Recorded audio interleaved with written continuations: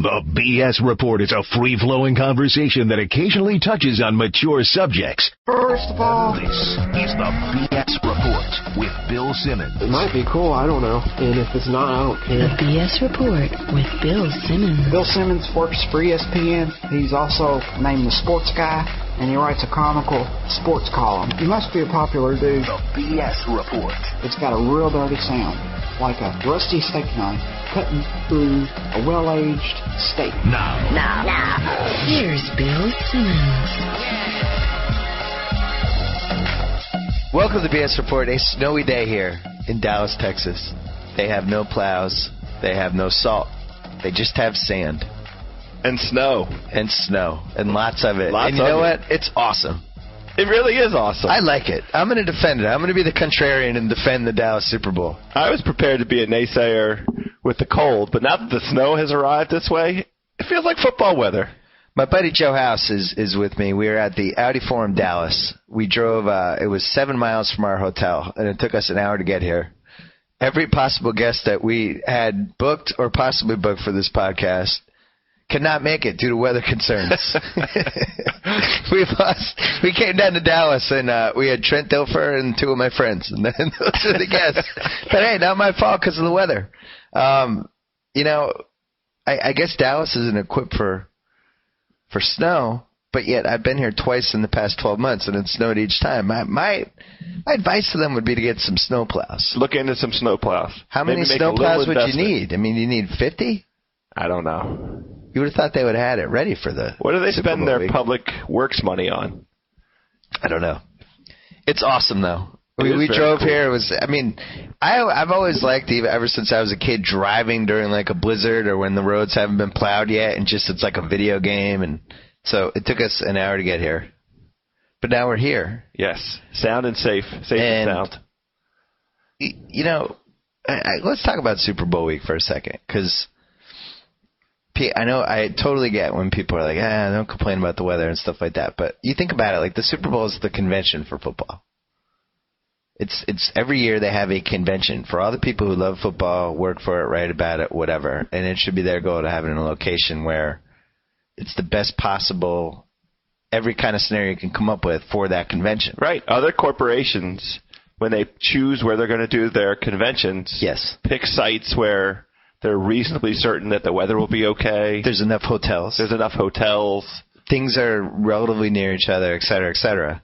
So they picked a location this year that on the Friday before the event that everybody is coming for, nobody can get into the airport because there's snow. And they've eliminated the potential number of people that come in for this convention by about 50%. Including the BS Report guest list. Including our BS Report guest. I'm going to say that's a huge fail. Huge fail. Yeah, it's a huge fail. Wow. It goes on the Goodell resume as bad things that have happened during the Roger Goodell era. That's The interesting. Super Bowl where 50% of the people who wanted to come could not. Well, you don't think that folks will just come tomorrow? It's supposed to be like 20 think? degrees warmer. Think they'll just come Just Saturday? buzz in Saturday, hit That's the not fun, Saturday though. parties and hit. Well, it does change the whole feel of Well, the it's a week. have-nots thing, and I'm a have because I already got here before the snow, and I like being here. Me too. It's fun having the snow. I did Last like night it. was cool. Where were we at?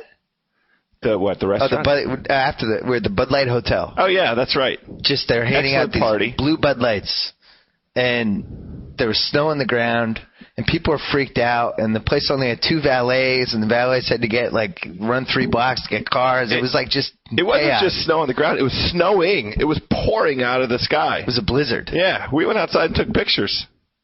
Joe Meade, you're in Fort Worth. That's right. What was the snow scene like in Fort Worth? I don't know. I woke up this morning. We had 6 inches on the ground. It was ridiculous. 6 inches? Yeah. Wow. There's a lot of snow on the ground where we were, not 6 inches. When I was here last year, they said they made a big deal about it. There was 3 inches on the ground, and oh my God, this is like the most snow we've had in 40 years. And this is 6 inches. Yeah, no, I've heard the locals say it's a generational snowstorm. Really? Yeah. So just bad luck. Horrible. Because people are saying, get ready. This is what the New York Super Bowl is going to be like. But here's the difference. New York has plows and salt. And so even if this happened, we'd be fine. Well, New York and Indianapolis is also everything's going to be planned inside. Right. Where here a lot of things just got messed up because people were thinking nice weather, let's be outside. Yeah, whatever. Here's my theory. I think it's all going to be made up for at the game because the game's going to be awesome. And it's going to be in that cool stadium, and it's a great matchup. Yeah, it's a legendary 3-point matchup. line, 2 good quarterbacks. Yes. 2 historically great franchises. Yeah. In a very cool stadium. Giant TV. Yeah. It's just a win. It's a win-win. Anyway, House and I, we had to audible here because we have no guests. Every year I write a column. It's an NBA trade value column.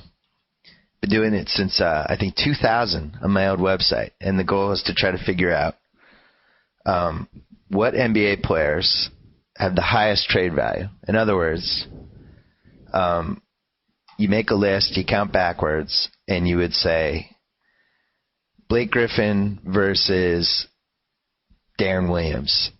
Would the Clippers trade Blake Griffin for Darren Williams? Would Utah trade Darren Williams for Blake Griffin? Who would be less likely to make that trade? Who would hesitate for even a second more? We factor in contracts. One of the things we do is you pretend there's no salary cap for a day. So basically I could trade Serge Ibaka for Andrew Bynum, and there would be no cap ramifications. But then from that point on, I'd have Serge Ibaka at $1.3 million, but I'd have Andrew Bynum at $14 million. I'd rather have Serge Ibaka at $1.4 million because then I'd be able to get other good players. So that factors in. And you'd get 75 to 80 games out of him at least. Yeah, and you wouldn't have to watch him limp around. Right. Sorry, Lewis. Our friend Lewis, Laker fan, is sitting next to us. He doesn't have a mic to defend himself. So anyway, you're probably familiar with the column if you've ever read me at any point over the last 10 years. It's one of my favorite things to write, and I am now working on the master list. So as part of the tradition of the column, House and I have done a podcast where we look at the rough draft of the list and try to figure out who belongs, where they should go, et cetera, et cetera. I'm probably going to write the column either next week or the week after, the official list. But we're going to go through this. Yeah. I think it's worth mentioning that this season, because of how exciting this season's been and how the rookies and the talent has really stepped up, and the teams have reshaped and shifted. Yeah. You launched this list. I think the first version you sent around maybe in early November. Is that right? It was like late November we started working on it with our friend Hersheimer from the NBA. Yeah. And it's gone through some drafts because at one point Roy Hibbert was like in the 40s, and now he's had like a mental breakdown. Yeah. It's not even honorable mention. Right.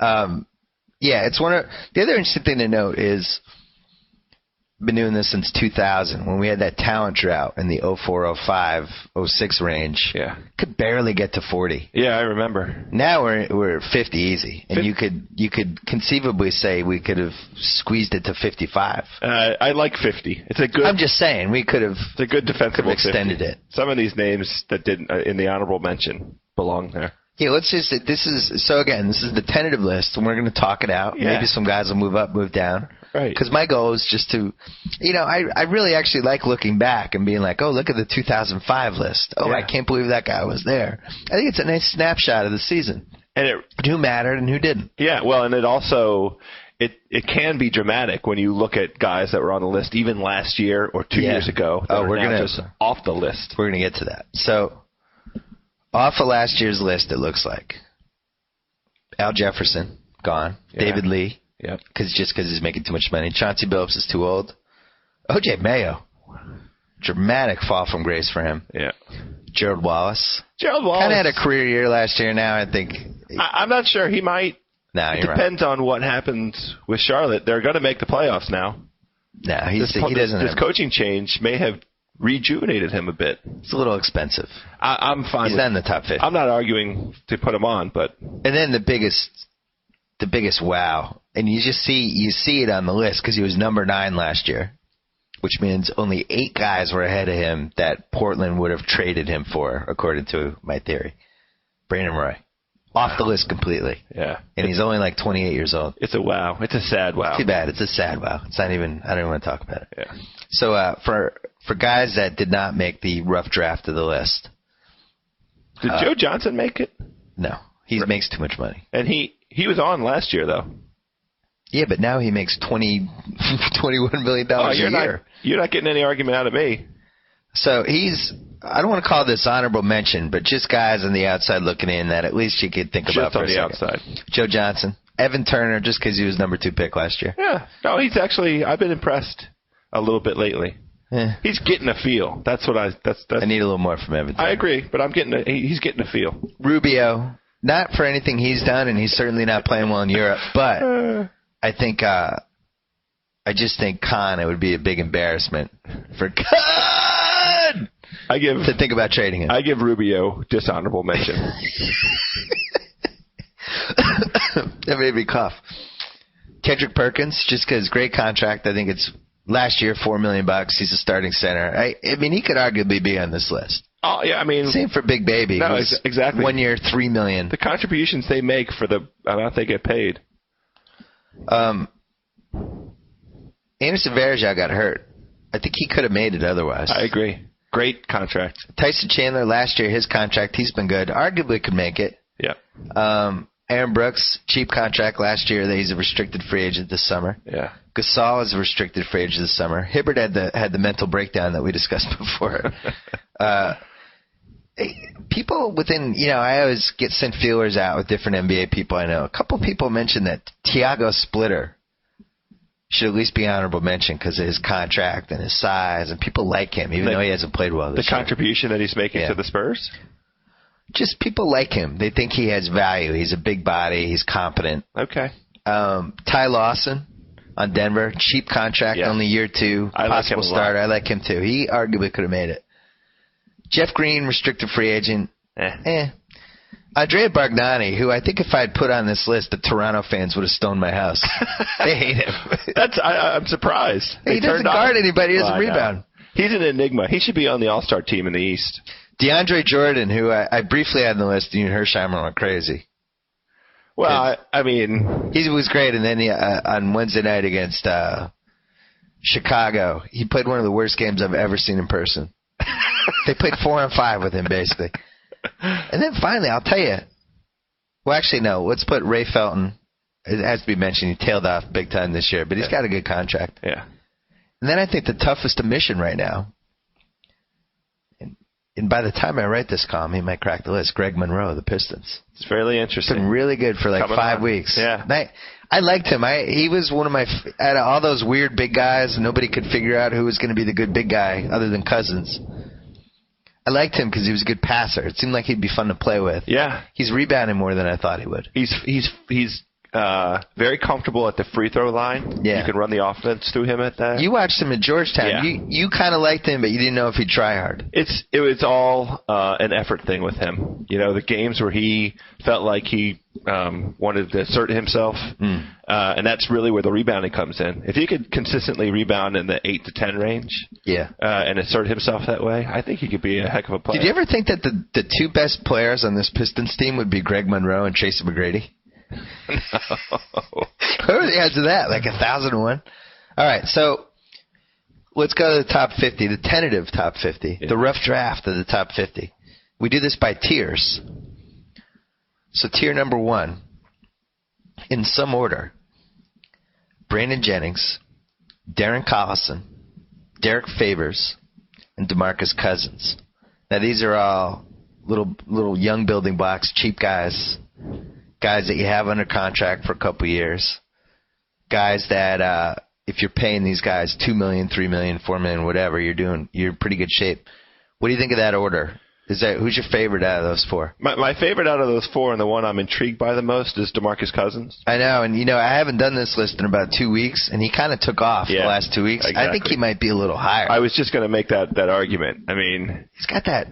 It's that weird look on his face, He still has. That's the thing. It's just a look on his face. It gives you pause. I don't know if the look means anything. Right. I almost feel like if they had him wear the Phantom of the Opera mask, it would be, you wouldn't see the look. You'd be fine with him. I tell you what, if he continues through the end of the season doing the things he's been doing the last 2 or 3 weeks, he's got to move up. He might even move up by the time I write this column because he's really talented.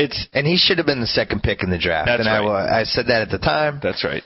And I stand by it. On a pure talent basis, I think it's right that Wall was 1. But and hey, it's even right that Turner was 2. It was a logical pick, but he should not have gone 5th. Well, I think just on a pure like basketball talent basis, Cousins is kind of 1A. I mean, he's a very skilled big man. Great hands, great feet. I'm really impressed by that. And he loves to rebound. Right. He has real post-up moves. Guys actually have to send a second guy down to help out the guy who's guarding him. Yeah. And and I think he's competitive. I'm rooting for it because he's on my fantasy team. My issue with him is what happens when he gets paid.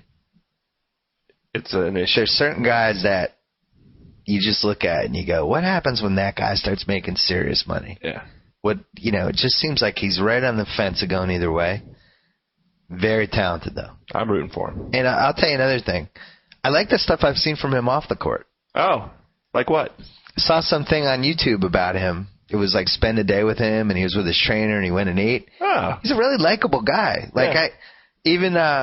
I think people who have dealt with him around the Kings and some of the media people, they'll say he's like a really thoughtful, likable guy. It's just for some reason on the court, he's got that Rasheed Wallace thing. He has a demeanor and a body language that gives off a weird vibe.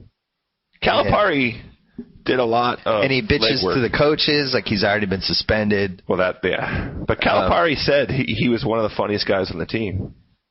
I mean, it's a shame that Oklahoma City couldn't end up with him somehow in that draft last year. Wow. Because they could get away with one head case. I'm going to give him the head case rap. I mean, I don't think it's necessarily a bad thing. I just think he's a difficult player to have on your team, not necessarily in a destructive way. I think the jury's out on that. I'm not sure that we're difficult. He's immature. I'm difficult. Yeah, okay. I'm just saying he's immature. He's somebody you have to deal with. He's not, Oklahoma City has these guys who are just these, good guys. They love being part of the team. That no ego, no bitching at the coach. So it would be, you can have one guy who does that. Okay. Anyway, the next group: Tariq Evans, Brook Lopez, Danny Granger, Kevin Martin, Nene, and Luis Scola. So I'm surprised by 2 names here. Okay. I'm really surprised by Tariq Evans. Being that low, being mid-40s? He dropped down into the mid-40s. Listen. He's still on his rookie contract. I'm surprised, too, but there's just people around the league don't think you can win with him. Isn't it a little early to think so? It might be a little early. That team, that's not exactly a team built for W's right now. It's a question of trade value. Like, if you're getting him, you're getting a guy who is an individual talent. I'm not sure what position he is. He's a great athlete. He's got the first step. Seems like a decent guy. I mean, let's put it this way, and I'm jumping ahead a bit. You don't think that right this moment Denver would say, absolutely yes, we will take him for Carmelo? What do you think, Joe Mead? Joe Mead's going to put his headphones on and turn the red light on. I have no idea.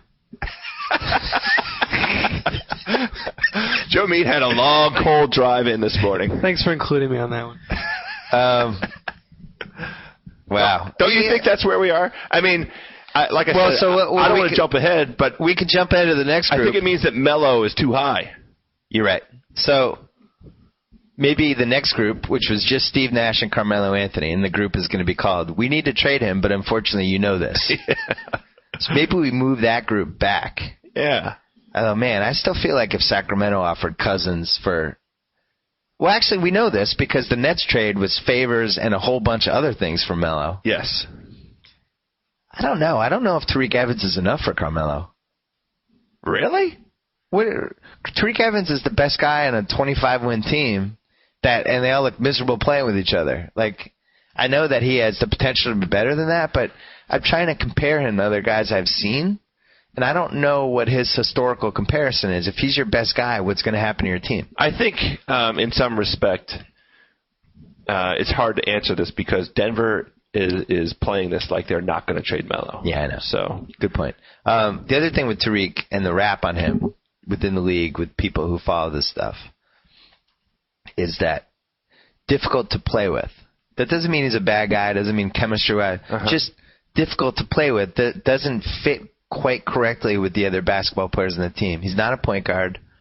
He's a shooting guard, but needs the ball in his hands like Brandon Roy has all the time. Yeah. On a fast break, he keeps it himself, stuff like that. Reminds me of a player that I had a lot of time with in Washington. Who's that? Gilbert Arenas.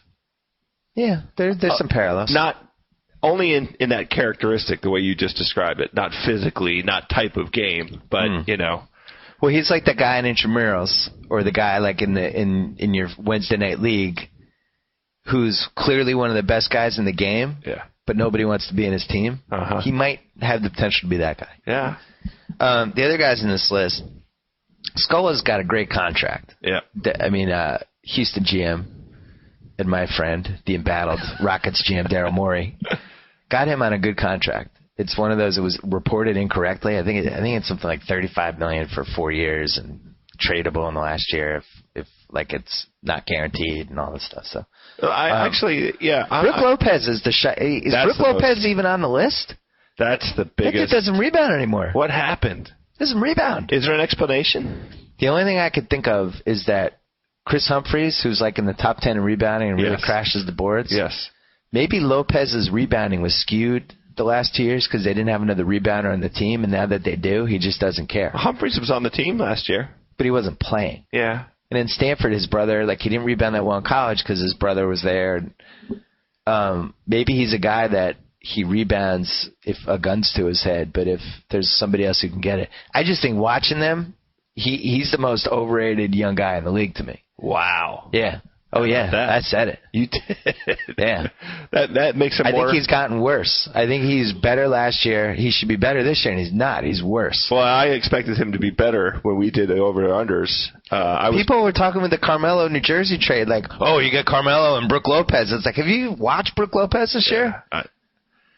So it's weird. I don't know what happened to him. I don't know if he's just doesn't like Avery Johnson or It's interesting. Maybe he just was one of those guys who came into the pros right, and he was who he was right away, and there was no room for growth. But, yeah. The other Danny Granger.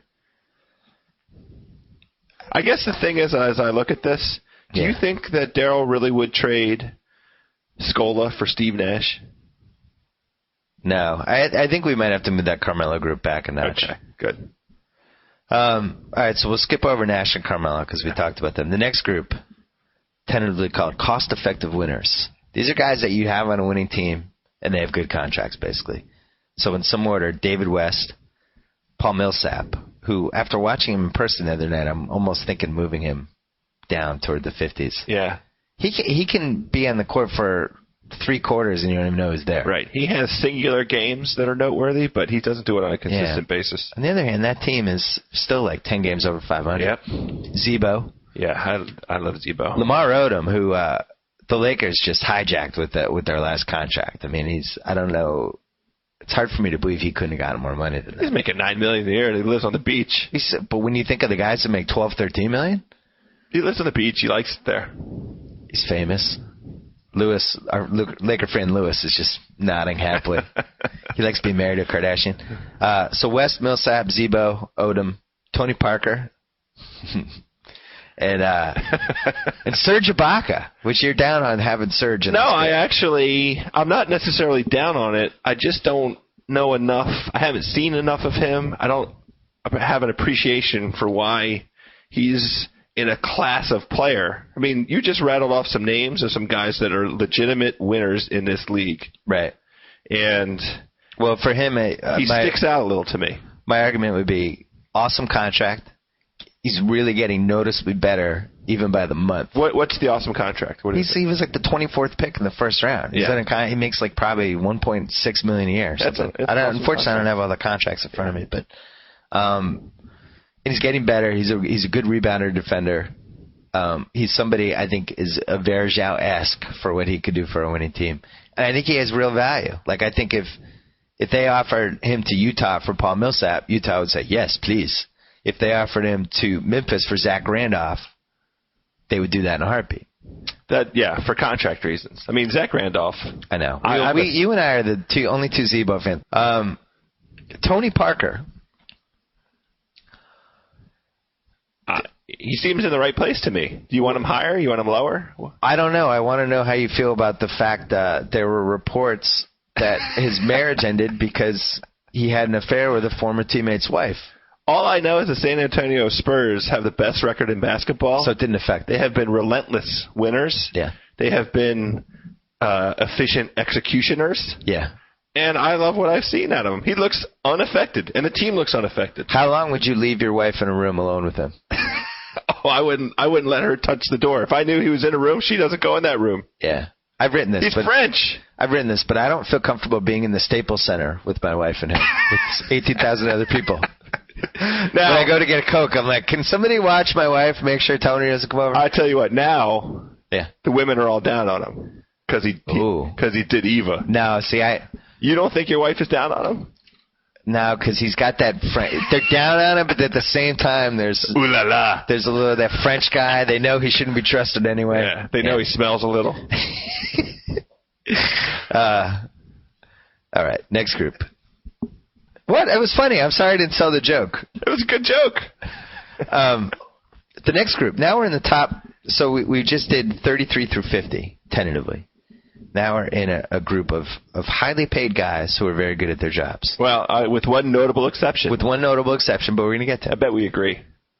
Carlos Boozer, yeah. Andrew Bogut, Chris Bosh, Kevin Garnett, yeah, and Mr. Andrew Bynum. And Mr. Andrew Bynum. Who makes $13 million a year. Now, I think they overvalue him. He's young. You could make a case that he's the best under 25 center in the league. I think Dwight Howard's 26. I'm not positive. But other than Howard, the best potential big guy. And if he gets healthy and all that stuff. So I think he's overvalued. I would not trade him for any of the guys. Or I would not trade any of the guys on that list for him. Because I don't think he's ever going to make it. Me either. And there are guys. He can't stay on the court. I mean, how many years in a row have we watched? It's Yao Ming all over again. He just can't stay on the court. There are guys on this list behind him that I wouldn't trade for him. You can't take the risk.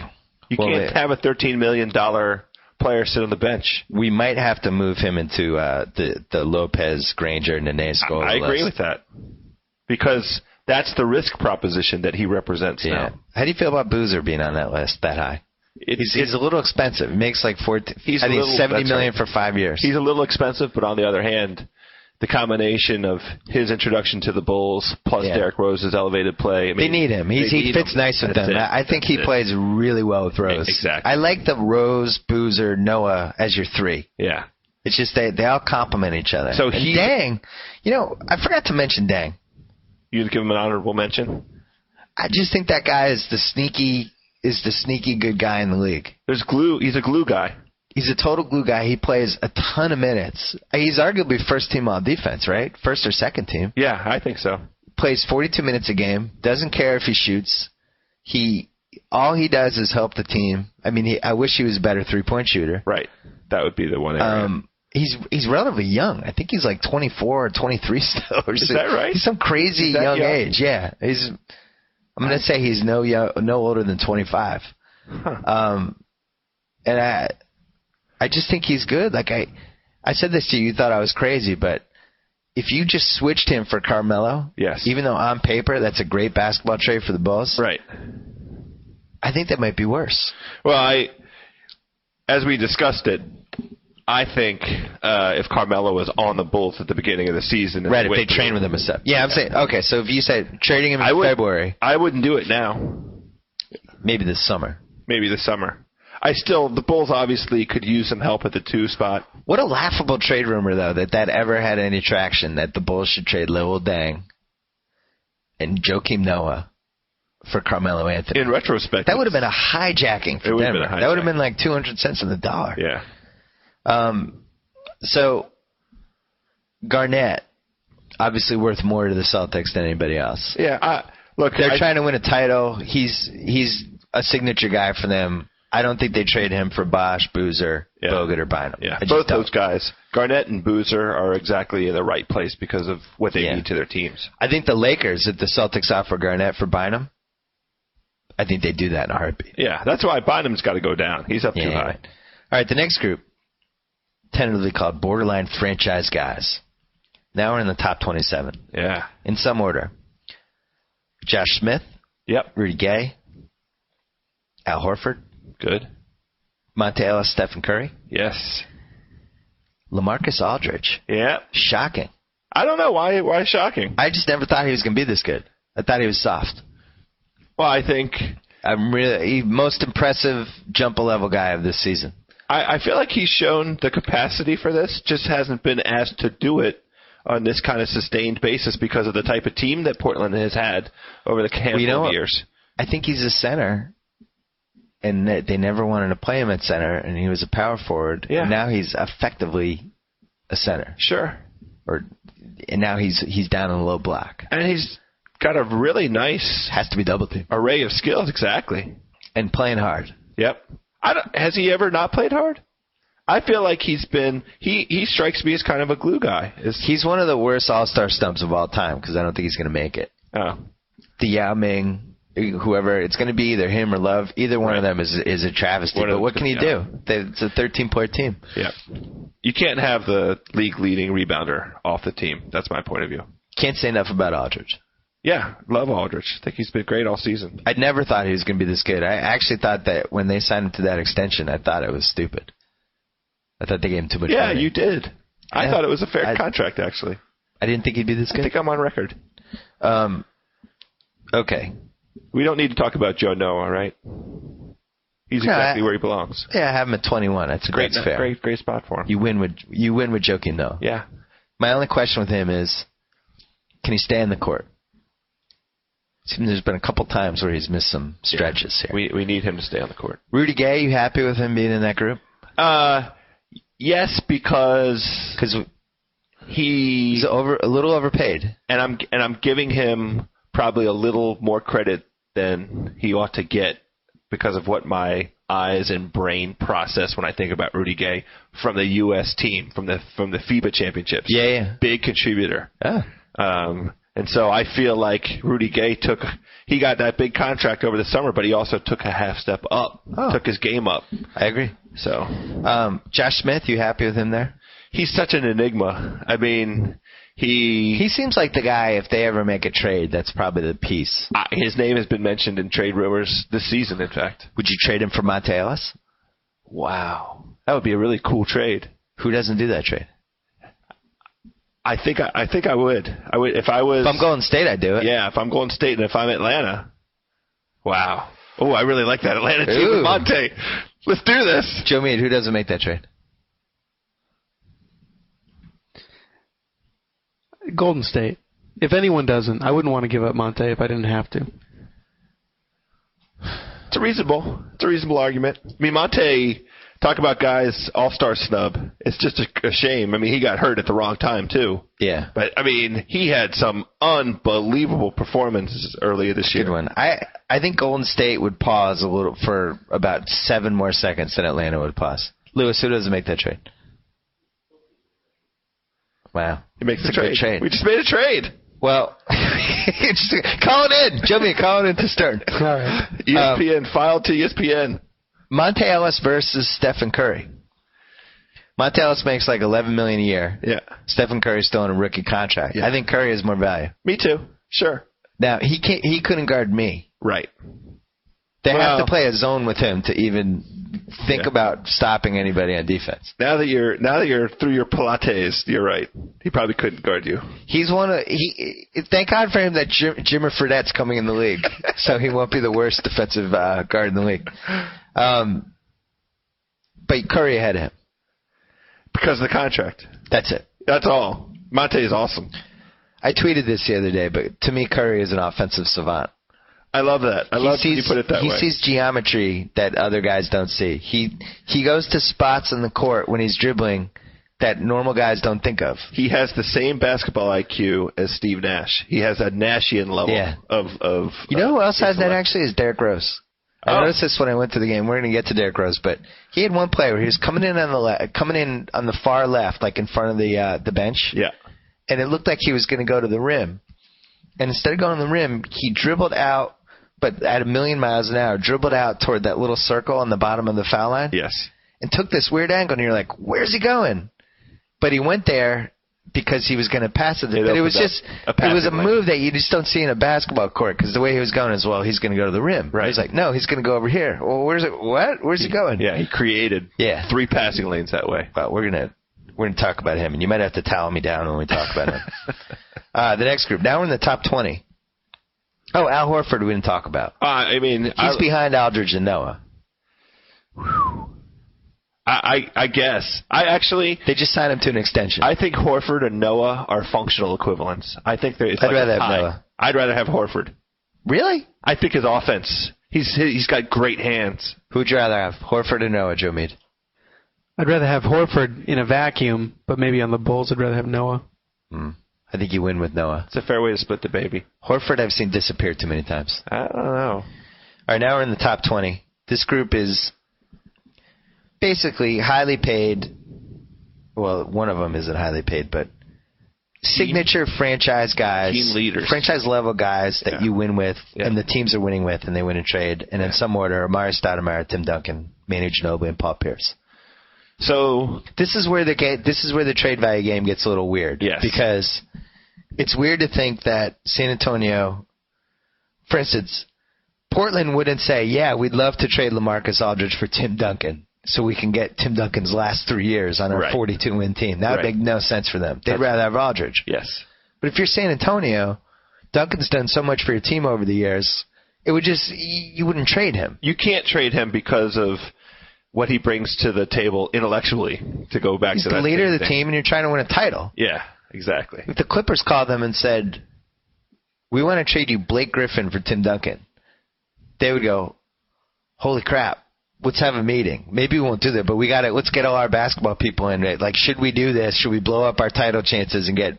But the Clippers would never do that. Well, what would they want with Tim Duncan? That's right. We had that conversation with Trent Dilfer yesterday where he was talking about the one champion characteristic that matters the most, the thing he sees most typically is chemistry, and I thought about it in terms of trust. Yeah.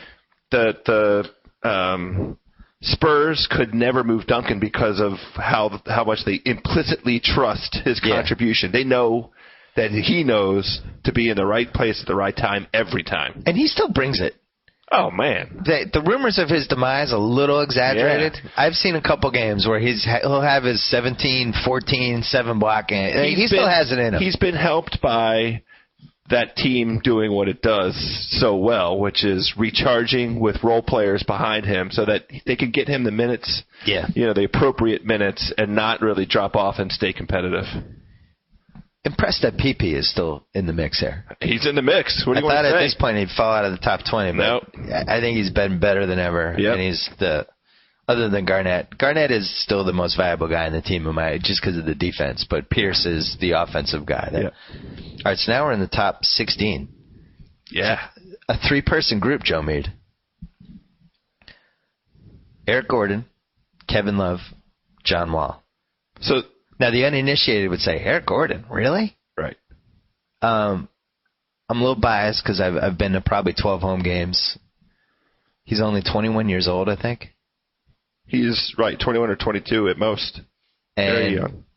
I guess the question is, should he be moved back into the Monta Ellis, Stephen Curry group? That's where I would put him. That's out of this group. When I look at it, he's the name that doesn't fit. He might be too high. A little too high. Just because he doesn't have the chops yet. I just think as an all-around guy, like Curry, the problem is we think of these guys in fantasy terms, and Curry's, Stephen Curry's awesome. But he's only awesome on one side of the court. Right. Eric Gordon can actually defend people. Yes. And get rebounds and do all the things you want your two guard to do. Right. Which makes him more valuable than Curry, in my opinion. And he can get a shot. I think he's had issues with Baron Davis a little bit. Baron freezes him out, gets a little jealous of him sometimes. He's not really playing with a point guard that is saying, I'm here to make Eric Gordon better. Baron doesn't totally think like that. Okay. Baron thinks I'm here to make Blake Griffin better. So for an uninitiated person or somebody like me that doesn't get to see them that often, I would not have. Yeah, so that's the problem is I have too much inside info on Eric Gordon. I should move him back, though, because I've seen him too many times, and I know that he's better than – And he's still good. He's averaging 23 a game and can get his own shot. Yeah, I mean, from where I sit, I wouldn't have him ahead of Monta Ellis. I don't think Golden State would take Eric Gordon for Monta. Is John Wall too high?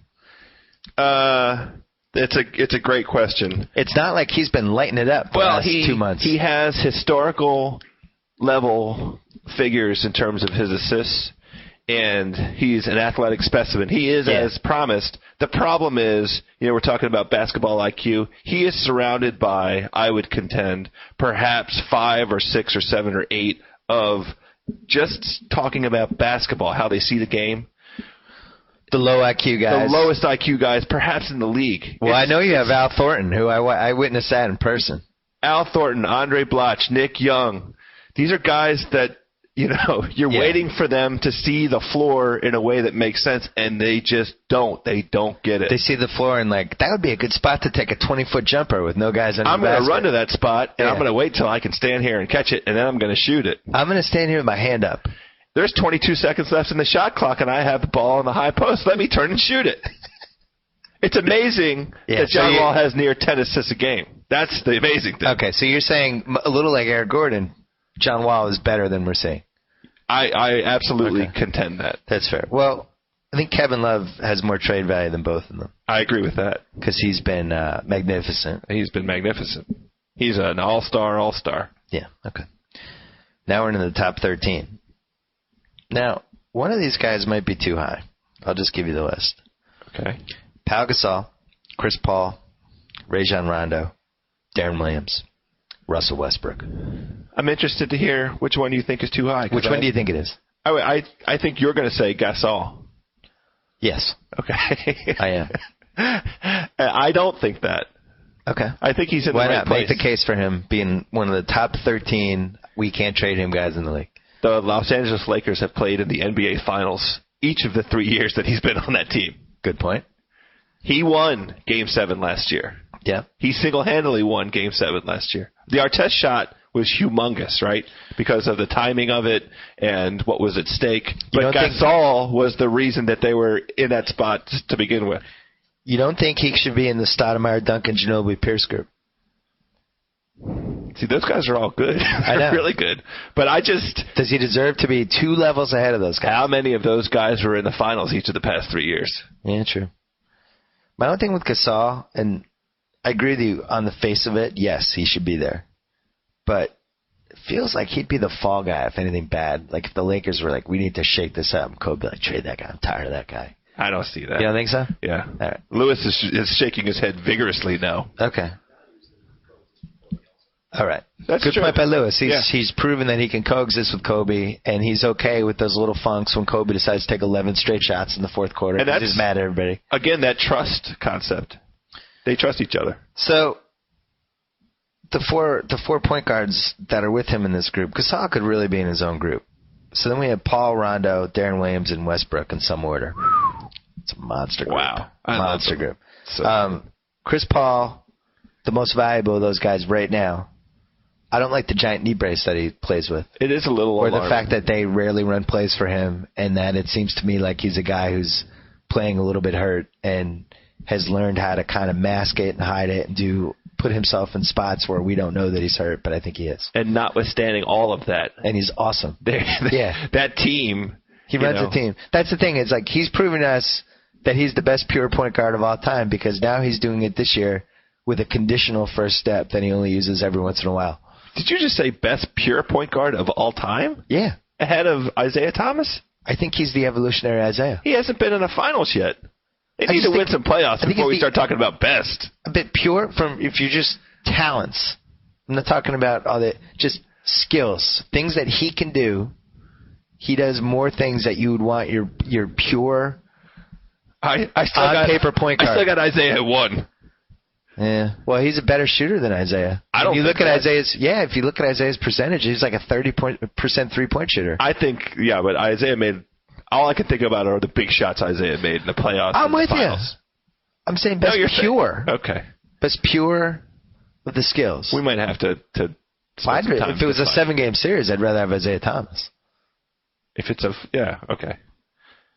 Anyway. Name me things that Chris Paul, that you'd want your point guard to do that Chris Paul doesn't do. No, there are none. I love Chris Paul. I love him in the league. I want him to be all the way healthy without that knee brace next year. Maybe, hopefully it's a 2-year injury. That's why we have him. That's why I have him behind Rondo. Rondo also has a better contract. Oh, Rondo, he belongs right where he is. He's ahead of Chris Paul. They committed larceny on Rajon Rondo with the contract that he signed, the extension. He signed for $55 million, and his stupid agent. The Celtics played it perfectly. They made believe they're mad at him. They hung him out to dry in the media. And meanwhile, he would have been a restricted free agent. The Knicks would have given him the max. He wouldn't have gotten $80 million from the Knicks. Well, it's a little plausible that he and the agent had legitimate concern because he does have some of those stories.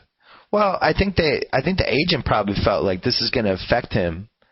And if he's playing without an extension, I think he's going to play poorly. He's not a strong enough mentally to be able to go through the process of this negotiation, which includes them saying bad things about him. Yeah. I think he thought the longer this drags on, this guy's play might go in the tank. He needs to have that extension. It's worth the money to lock it in. Terrible move, though. Well, he's arguably for making $11 million a year. It's a farce. it's funny. Raymond Felton makes $7. Yeah, it's funny to talk that way. Well, you know what I mean. Though. I do, of course. Darren Williams, a franchise guy. Sure. Should he make $5 million a year less than Darren Williams, or $3 or whatever it is? Yeah, I know. So then the last two guys, Darren Williams and Russell Westbrook. How much do we blame Darren Williams for the fact that Utah seems like a really unhappy team that doesn't like each other? And I saw them in person, and he showed me no leadership at all, and he looked like he didn't want to be there. They're going through a rough patch that I don't understand. And I feel like it's kind of coming from the front court, like Millsap's inconsistency. Yeah, I talked about this with Henry Abbott last week. Their front court just is illogical. Millsap, Karolinko, and Big Al. And Big Al. Playing together is like, why are these three guys playing together? Bench one of them. Well, it seems like it should work, though. The Karolinko part doesn't work. The Millsap Al part should work. The Karolinko piece is I don't know why that is. He just kind of runs around like a chicken. It seems like that should work. I agree. He does run around like a chicken. He stinks, by the way. He has terrible hair, too. What happened to that guy? That guy played in an all-star game. What does his hair do? I think Jerry Sloan just completely ruined him. If you straighten your hair like that. Yeah, he's had enough hairdos that it's... So, Darren Williams versus Chris Paul. It's got to be Darren Williams. Utah calls Boston and says, we'll trade you Darren Williams for Rajon Rondo. Boston says, no, thank you. Boston calls Utah and says, we'll trade you Rajon Rondo for Darren Williams. Utah says, yes, please. Okay. And Russell Westbrook is ahead of all of these guys. Yeah, because of the contract. And because he's Russell Westbrook. Well, again, I'd like to see a guy win a playoff series, Fair enough. But he's in year 3, and he's an absolute kick-ass player. He is a kick-ass player. Ass off. Enormously fun to watch. When I went to their practice, those guys played so hard in the practice. Yeah. And they're doing that full court drill where it's like just 2-on-1s and 1-on-1s. Yeah. He's Those playing were so much fun. I missed playing that. Angry. Yeah, it was great. It was everything I wanted. Yeah. It was like those are a GM told me, and it wasn't Daryl, that practices are a great way to get a feel for guys, to see what their work habits are. I believe that. Their work habits are. Yeah. And what their attitude is, how they deal with coaches, how they lead by example, et cetera, et cetera. If you went to that practice and you saw Durant and Westbrook, you'd be like, I get it. I get it now. These guys play like this all the time. They give a crap. Anyway, now we're going to the top 8. This group is called Only If They Ask to Leave. Dirk Nowitzki, Dallas's own Kobe Bryant, and Dwayne Wade. Seems right. I would say now we are in the group of untradeable guys. Yeah. I don't think any of these guys ever get traded under any circumstances. Well, unless the franchise is saying, we're just going to go in a radically different... Lewis, did the Lakers ever trade Kobe? No. The Dallas never trades Nowitzki. Ever. Let's think about that. And after the extension they just signed him to, they just would never do it. That's right. Miami won't be able to trade Dwayne Wade because his body's already fallen apart. They wouldn't want to anyway. Great season this year, by the way, by D. Wade. Great season. Barkley called him out last night. For what? Apparently, he's had enough of Dwayne Wade doing the Vince Carter, I've been shot by a sniper routine after he gets fouled. It is true. He's done it like 5-6 times this year. I don't know. He gets hit, he goes down. He used to get up. Remember he used to have that commercial, get knocked down, get right back up? I think now he does the Vince. He's earned the reputation. I mean, he's a tough guy. Come on. He's older. It might take him a little bit longer to get up. Little Vince in his game, though. I want to see the Barkley clip. I want to see what he Barkley called him out. I tend to agree with Chuck. He said, no disrespect to Vince Carter, but I'm tired of this Vince Carter routine by Dwayne Wade. All right. So we're happy with that group. Yeah, I think so. If Boston offered Rajon Rondo to Miami for Dwayne Wade. Rajon Rondo. I bet Miami would think about it. If Miami offered Dwayne Wade to Boston for Rajon Rondo? I think Boston probably says no. Do they even have a meeting? I don't know. How long of a discussion would that be? It's interesting. No. Well, that's also a function, though, of what those players mean to their respective teams. Rondo's almost irreplaceable. There are only like 2 or 3 guys that Boston could accept in exchange for him. Kobe Bryant for Dwayne Wade. Huh. Kobe Bryant for Dwayne Who says no faster? I think L.A. says no faster. Because Kobe's iconic. Does Miami even have a meeting? Miami would be the ones asking, I think. L.A. is the one that says no. L.A. calls Miami and says, we're going to offer you Kobe Bryant for Dwayne Wade. By the way, Kobe makes like $10 million more than everybody. He makes like $25 million a year. Right. He's on that old. Jerry Buss says, I need to cut costs. My son's just a total screw up. I need to take the extra $10 million and just buy a startup company to put him in charge of. They call Miami and they say, we'll give you Kobe Bryant for Dwayne Wade. Does Miami even consider it? Lewis says the Lakers would never do it. I agree with Lewis. I think Kobe's ahead of Dwayne Wade, though. Yeah. I don't think either team would ever do it. I mean, you could argue that they're dead even. Yeah, I agree. Wait, give him a tie. Who would you rather have? Right now, I'd rather have Dwayne Wade. Who would you rather have for the next 5 years? Dwayne Wade. Me too. I think he should be ahead of Kobe for that reason. But I think if you just look at the two teams, yeah, I don't think either of them even considers it.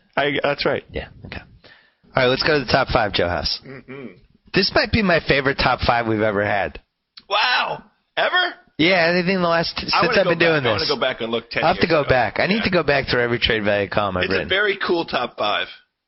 It's really good, and I got to be honest, I'm not really sure what the order should be, but let's go through it. The tentative order right now. Number 5, Blake Mamba. Blake Superior. The Rim Reaper. The Blake Show. Number 4, Derrick Rose. Number 4, D. Rose. Number 3, Kevin Durant. Yep. Number 2, Dwight Howard. Indeed. Number 1, LeBron James. The one and only. The king.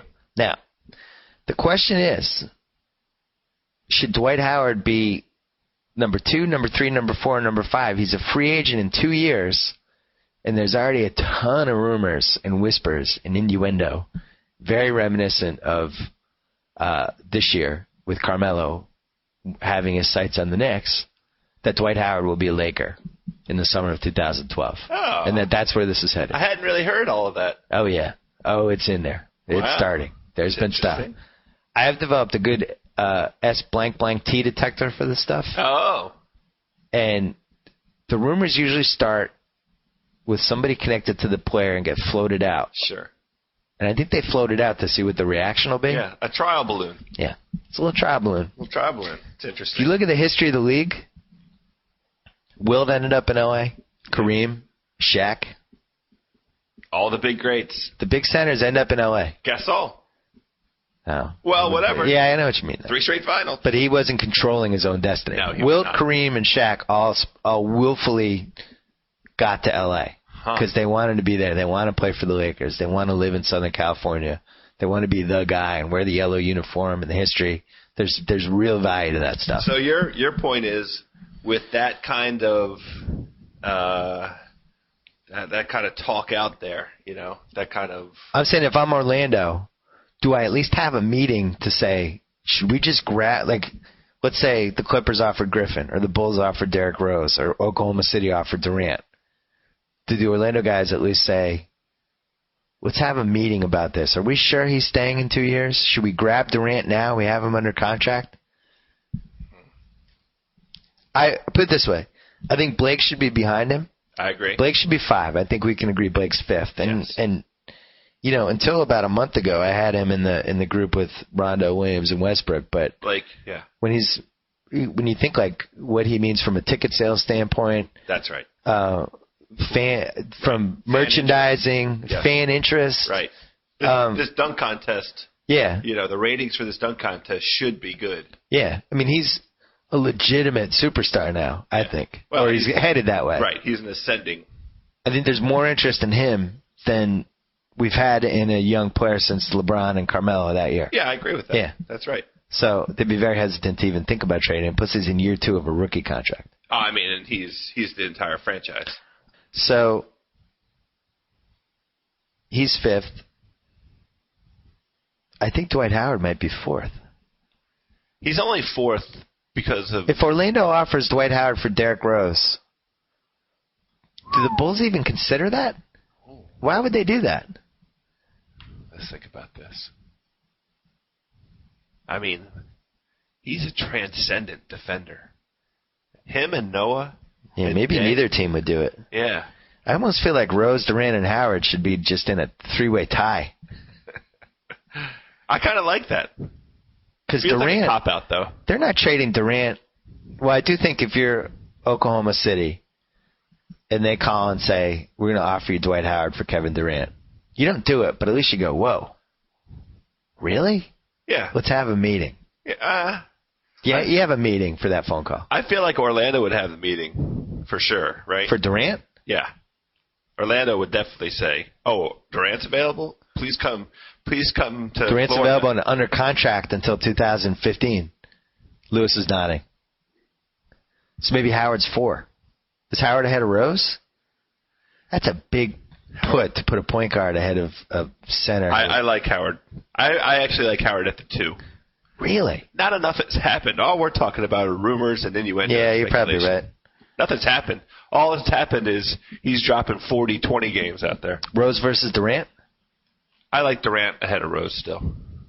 He's going to lead the league in scoring for the second straight year, and he's transformed the franchise. Rose has done it for 3/4 of a season. Say. Rose is becoming a polar metric, advanced metrics guy. What's that mean? The advanced metrics guys do not like Derrick Rose that much. Oh. Why? They like him, but not. They just point out he takes a lot of shots. Doesn't get to the free throw line, things like that. Right? I feel like he gets to the free throw line. Hollinger's down on him. Huh. Not good player efficiency rating? He just thinks he's a little overrated, which is weird because... they just have the best record they've had at this point in the season. And, I just think that, like, when you look at what he's done this year and the fact that neither Noah or Boozer have been healthy at the same time really at all. Yeah. And then you look at how that team's constructed, and it's all role players. Leader of the team, takes every big shot, runs the show, gets everyone involved. I think he's been awesome. Me too. And plus seeing him in person on Wednesday night, he passes the in-person MVP test. Where you're like, all right, that totally makes sense to me that I'm watching the best player in the league right now. Look, nothing's changed. We talked about the MVP race, I think, with Bucher back in December. As far as I'm concerned, he's still number 1. Why? Right. I mean, the only thing that has changed is LBJ has come on a little bit. Well, LBJ had a January. And Durant's come on. He's been scoring. Durant scored like 200 points in the last 5 games. That's true. And Ed had 2 game winners or a game winner and a Durant's game tie. Coming on. Don't sleep on Durant. People forget that the MVP race is a marathon and not a sprint. If you finish with a great 40, that is worth a lot more than the first 40. I don't think that Oklahoma City is going to end up with a better record than either the Bulls or the Heat. Probably not. That would be the reason that he's not going to get it. Nobody's going to vote for LeBron. He's not going to get it. Wow. Writers vote for the award. They're going to stick it to him. I'm stunned to hear that. I'm just telling you. Watching the games? That's fine, but he will get 33% less votes than he should get. Wow. So anyway, LeBron's our number 1. Out of spite. LeBron's our number 1. He's the best player in the league. He's the most talented. Yes. You can pick him apart all I want. You can say, you can say what you want about the decision. You could say that he doesn't, he's too docile when it matters. As far as I'm whatever. concerned, he's the best player in the league. What he did last night. Oh yeah. When Orlando came out and did, pantomimed the whole Cleveland shtick with the taking the picture, right? Just to kind of give LeBron a dig, and then Dwight Howard did the powder, another dig, and all LBJ did was go 9 for 9, 23 points in the first quarter. How you doing?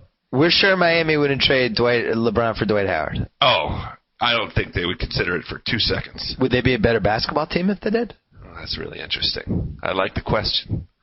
Would they be a better basketball? You'd have Dwight Howard, Chris Bosh, and Dwayne Wade with Mike Miller and the poo-poo platter at point guard. I feel like it might put too much pressure on D. Wade, and the thing that I think we identified earlier with D. Wade about him being perhaps not as healthy. He might not be as reliably healthy as he's been up to now. That could be the concern that I would have. All right.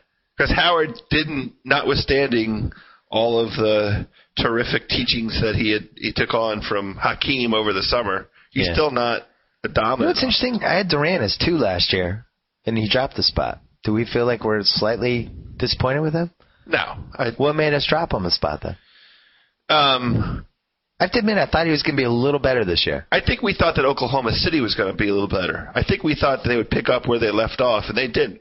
They've gone on a couple nice runs in December and January. Is it just me, or does it seem like Durant can be stopped by the right type of player a little bit? I think also I don't know about stopped. I haven't seen him get stopped. I'm not saying stop, but I'm saying you can make him take bad shots. He still doesn't post up. I think part of what we're responding to is what we observed early in the year, which is probably a very good thing for Oklahoma City, which was the rise of Russell Westbrook. Yeah. Him assuming more of a leadership role. That's got to be good for the team. But with no Stringer Bell, Avon Barksdale potential. Like you were at that practice. They like each other. No, they love each other. Right. I was talking to Durant after, and Westbrook snuck by like he was going to the locker room. Yeah. And then he turned around and he jumped on Durant's back. And it was like a clear that these guys are just buds. Yeah. Yeah. It made me feel good. But I think that might be something where when you look at something like this and try and rank people, we're responding a bit. Joe Mead, you happy with that top 5? Joe Mead's like Robin Gibb in the Barry Gibb talk show skit. It sounds like a good top 5. The only thing I think you're too high on Rondo. How dare you? Shut his mic off. Why do you think? Well, remember, contract's a part of it. I know, it's a huge part, but has there ever been a guy who's as good as he is in the first 43, 44 minutes for your team and can be such a detriment Joe Mead, it's a good as point. A closer? Doesn't want to get fouled. Rondo's only shooting 2.5 free throws a game now. Oh, no. He doesn't want to get fouled. It's like Antoine Walker in the early 2000s all over again. That's a vulnerability.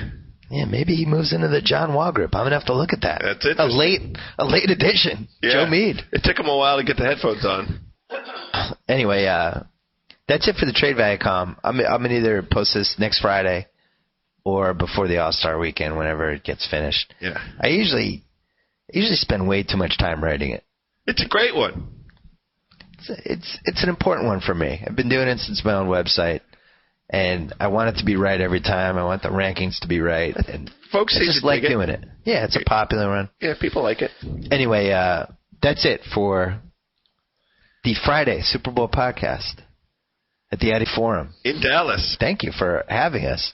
It's beautiful here. We didn't want to go to Fort Worth twice, so we're looking for a Dallas place. So it was nice here. Anyway, Joe Mead, thanks for braving the snow. Not a problem. Getting down here. To all the people listening, enjoy the Super Bowl weekend. To everybody in Dallas, drive safely. To Joe House, thank you for being my co-host. Thank you. To the multiple guests we had who couldn't be here because of the weather, thank you for almost getting here. See you next time. And to Lewis, thanks for sitting here without headphones and listening to this whole thing. See you next week. So I get to sign off. Whoa! Thank you for downloading the BS Report with Bill Simmons. Too much fun. Check out more podcasts at the iTunes Music Store or at Pod Center at ESPNradio.com. Peace out.